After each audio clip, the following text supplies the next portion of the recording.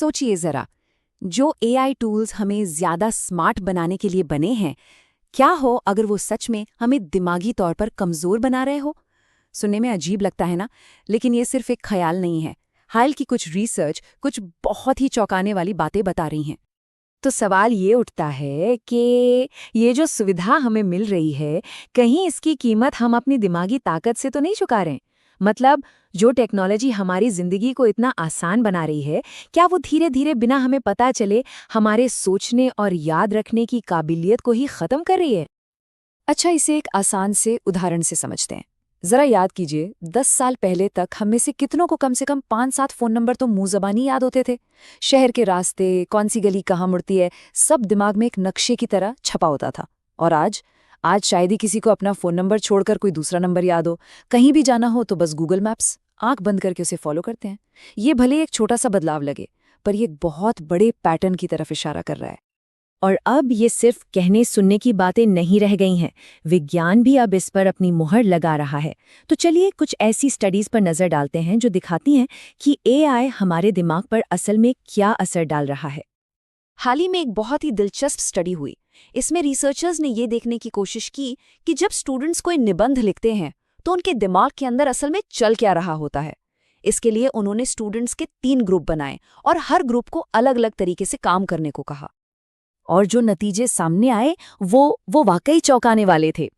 EEG scan से पता चला कि जो स्टूडेंट्स चैट जीपीटी का इस्तेमाल कर रहे थे, उनके दिमाग में हलचल सबसे कम थी।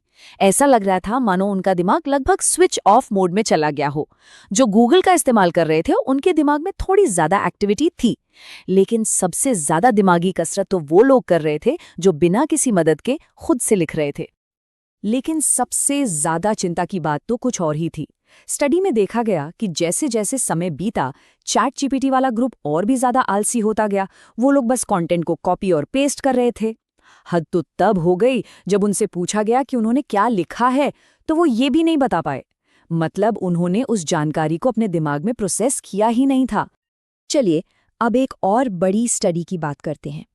ये रिसर्च माइक्रोसॉफ्ट और कार्नेगी मिलन यूनिवर्सिटी ने मिलकर की, जिसमें 319 नॉलेज वर्कर्स को शामिल किया गया। इस स्टडी में क्या पता चला? इसमें साफ साफ दिखा कि जो लोग एआई पर ज्यादा भरोसा करते हैं, उनकी क्रिटिकल थिंकिंग यानी किसी भी चीज को गहराई से सोचने और परखने की क्षमता कम हो जाती है। जैसे जैसे एआई पर निर्भरता बढ़ती है, वैसे वैसे खुद से प्रॉब्लम सॉल्व करने का हुनर कमजोर पड़ता जाता है। मतलब, एआई का ज्यादा इस्तेमाल और क्रिटिकल थिंकिंग के बीच एक उल्टा रिश्ता है। एक चीज ऊपर जाती है तो दूसरी नीचे। अच्छा, अब यहाँ एक सवाल ये भी उठता है कि नई टेक्नोलॉजी से डरना कौन सी नई बात है? ऐसा तो इतिहास में हमेशा से होता आया है। तो क्या इस बार एआई को लेकर जो चिंता हो रही है, वो वाकई में कुछ अलग है, या ये बस वही पुराना डर है एक नए पैकेट में? और ये बात सच भी है। सोचिए, हजारों साल पहले सुकरात को भी डर था कि लिखने की कला से लोगों की याददाश्त खत्म हो जाएगी। फिर 1970 के दशक में जब कैलकुलेटर आए तो टीचर्स को लगा कि अब बच्चे हिसाब किताब करना ही भूल जाएंगे। और 2011 में तो गूगल इफेक्ट की बात भी सामने आ गई थी। तो सवाल वही है, क्या एआई भी बस इसी लिस्ट में एक और नाम है? ये गूगल इफेक्ट, जिसे डिजिटल एमनीशिया भी कहते हैं, इसका सीधा सा मतलब ये है कि हमारा दिमाग बहुत स्मार्ट है।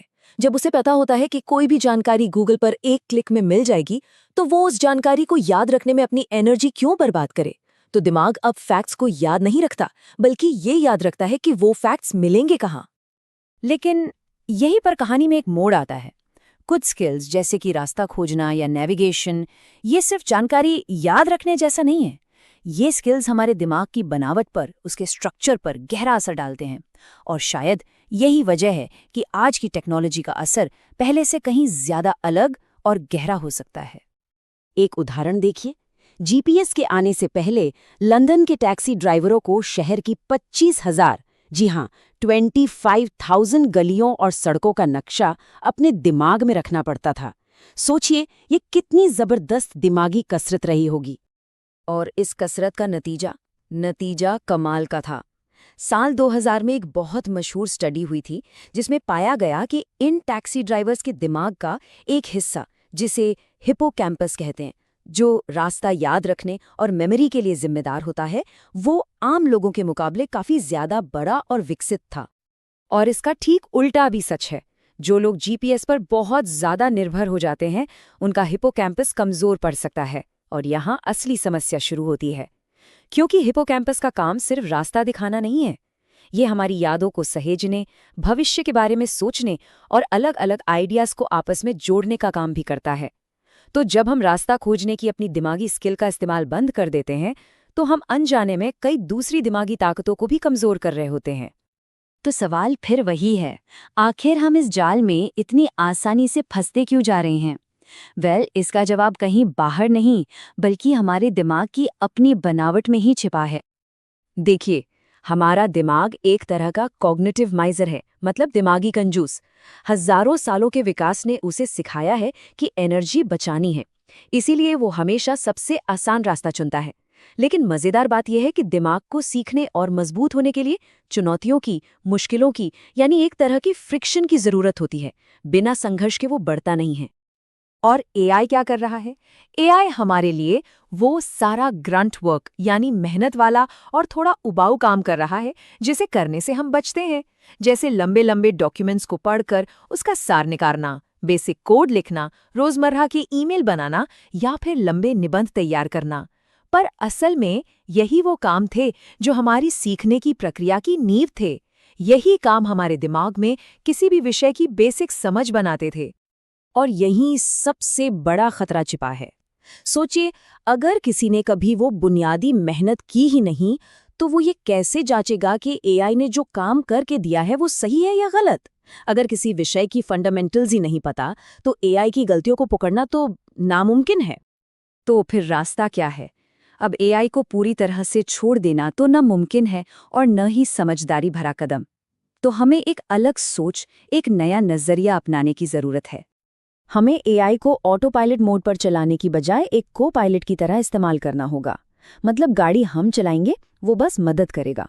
सबसे पहले किसी भी काम की बुनियादी बातें खुद सीखें, उसके बाद ही उसे ऑटोमेट करने के बारे में सोचें। एआई जो भी आउटपुट दे, उस पर आंख बंद करके भरोसा कभी ना करें, हमेशा अपने ज्ञान से उसे वेरीफाई करें। और सबसे जरूरी बात, अपने दिमाग को एक्टिव रखें, उसे चैलेंज देते रहें।